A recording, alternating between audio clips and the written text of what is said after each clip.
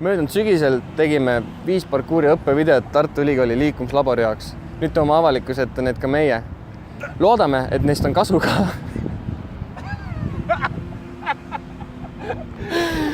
Seega kutsun üles teid kaasa lööma meie ühisvideost.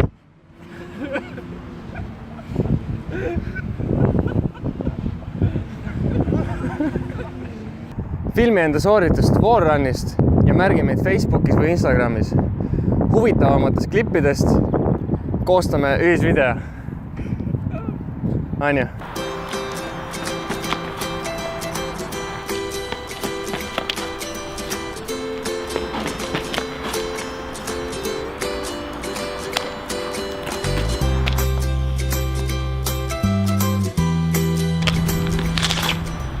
Selles videos ma näitan või õpetan paari nippi, kuidas teha wallrunni või popvaulti. Kutsutakse mõlemad pidi. Wallrun on lihtsalt üldiselt tehtud natukene kõrgemal seinal. Popvault on selline mugav kõrgus, kus saad siis kohe üle minna või üles minna. Ja esimene asi ongi, mida teeb jalg. Jala sa põhimõtteliselt paned endale mugavale kõrgusele. Ei ole mõtet proovid seda üli kõrgele panna ega väga madalale. Et see peab olema selline mugav kõrgus. Mida kõrgemale paned, seda raskemaks läheb. Sa pead ise tõukama ja sa ei suuda seina nii palju ära kasutada.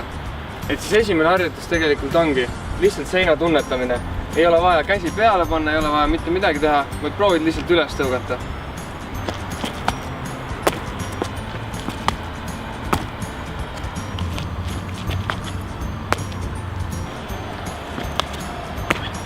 Kui eelnev harjutus on juba mugav, siis on vaja edasi liikuda. Selleks on vaja tõuget suunata ja rohkem üles. Mitte nüüd päris üles. Nii, siis lendadki vastu seina. Mitte päris kaugele.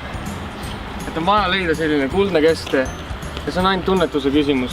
Nüüd kui seda harjutad, siis soovitangi panna juba käed peale või olla valmis, et sa võid libiseda, siis sul on käed vähemalt kaitseks olemas.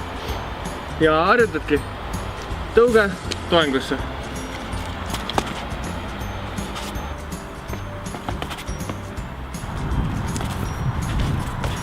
Toengusse jõudes läheb asi natukene raskemaks. Siin tuleb õlgu ette viia ja seinast tõugata. Et järgmine harjutus ongi selline.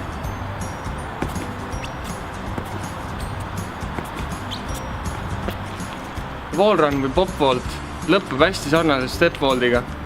Et kui seda videot veel näinud ei ole, siis vaata tooga järgi. Saad paremini aru, millest ma räägin. Ja näitan siis ette.